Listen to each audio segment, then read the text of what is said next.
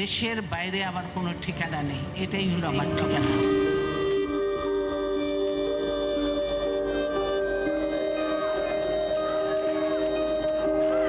এই দেশ, এই দেশের মাটি, মানুষই আমার সবকিছু, কাজে আমি দেশের বাইরে যাব না।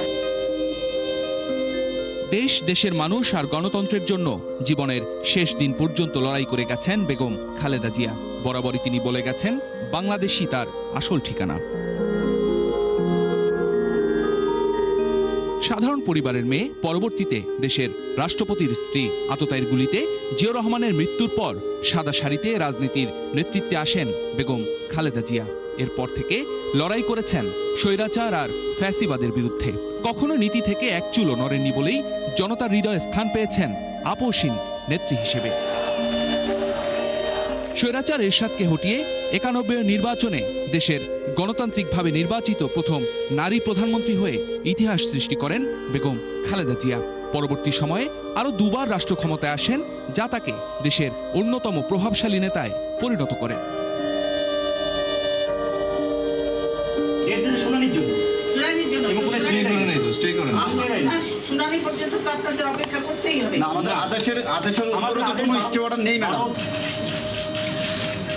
অবস্থা করেছে, সারাদিন আমি মানুষটা কিছু খেতে পর্যন্ত পারিনি, আমার বাড়ির লোকজনকে কিছু খেতে পর্যন্ত দেয়নি।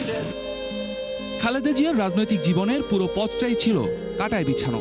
1/11-এর প্রেক্ষাপটে পরিবার থেকে বিচ্ছিন্ন হন খালেদা জিয়া, হারান স্বামীর রেখে যাওয়া শেষ আশ্রয়স্থল ক্যান্টনমেন্টের মইনুল রোডের বাড়ি।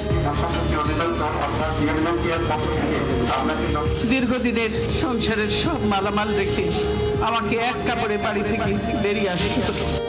অকালে হারান আদরের ছোট ছেলে আরাফাত রহমান কোকোকেও। তার স্নেহ বঞ্চিত হন বড় ছেলে তারেক রহমান ছাড়াও পুত্রবধূ আর নাতি নাতনিরা।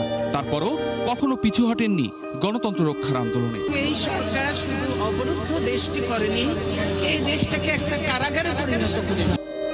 আওয়ামী সরকার বরাবরই আতঙ্কে ছিল বেগম জিয়ার জনপ্রিয়তার, যে কারণে কখনো বালুর ট্রাক, আবার কখনো হামলা মামলা করে তাকে থামিয়ে দেওয়ার চেষ্টা হয়েছে, কিন্তু থামেননি বেগম জিয়া, যে কারণে তাকে বরণ করতে হয় মিথ্যে মামলায় কারাবন্দী জীবন।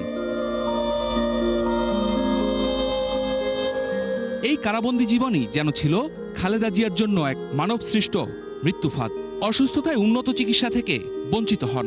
সরকারের অবহেলায় তার শরীরে বাসা বাঁধে জটিল রোগ। তবে দীর্ঘ অসুস্থতার পর থেমে গেছে সেই বাঁচার লড়াই, থেমে গেছে এক সংগ্রামী নারীর 4 দশকের নেতৃত্বের যাত্রা। বেগম খালেদা জিয়া আপনাকে মনে রাখবে বাংলাদেশ। শফিকুল হক, ৭১, ঢাকা।